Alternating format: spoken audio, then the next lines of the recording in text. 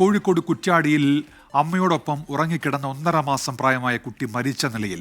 ഒതിയോർത്ത് റിയാസിന്റെ മകൾ നൂറ ഫാത്തിമയാണ് മരിച്ചത്.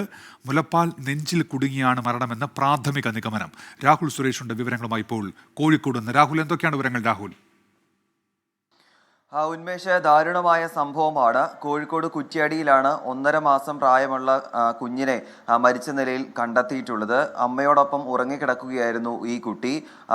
മൂത്ത മകൾ എത്തി നോക്കിയപ്പോഴാണ് ഈ കുട്ടി എന്തെടുക്കുകയാണെന്ന് അറിയാൻ വേണ്ടിയാണ് മൂത്ത മകൾ റൂമിലേക്ക് എത്തുന്നത്. ആ സമയത്താണ് ചലനമറ്റ നിലയിൽ ഈ കുട്ടിയെ കണ്ടെത്തുന്നത്. ഉടൻ തന്നെ ആശുപത്രിയിൽ എത്തിച്ചെങ്കിലും ജീവൻ മരിക്കുകയായിരുന്നു. ആ സമയത്ത് മരണം സംഭവിച്ചു എന്നാണ് ഡോക്ടർമാർ ഉൾപ്പെടെ പറയുന്നത്. എന്താണെങ്കിലും പോസ്റ്റ്മോർട്ടം നടപടികളിൽ എന്താണ് മരണകാരണം എന്നതിൽ ഒരു സ്ഥിരീകരണം ഉണ്ടാകും. പ്രാഥമികമായി പോലീസ് പറയുന്നതനുസരിച്ച് മുലപ്പാൽ നെഞ്ചിൽ കുടുങ്ങിയാണ് മരണം എന്നാണ് പറയുന്നത്.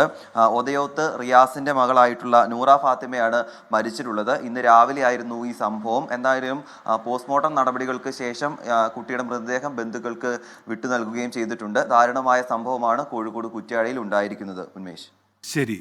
രാഹുൽ സുരേഷാണ് ഇപ്പോൾ വാർത്തയുടെ വിശദാംശങ്ങൾ നൽകിയത്.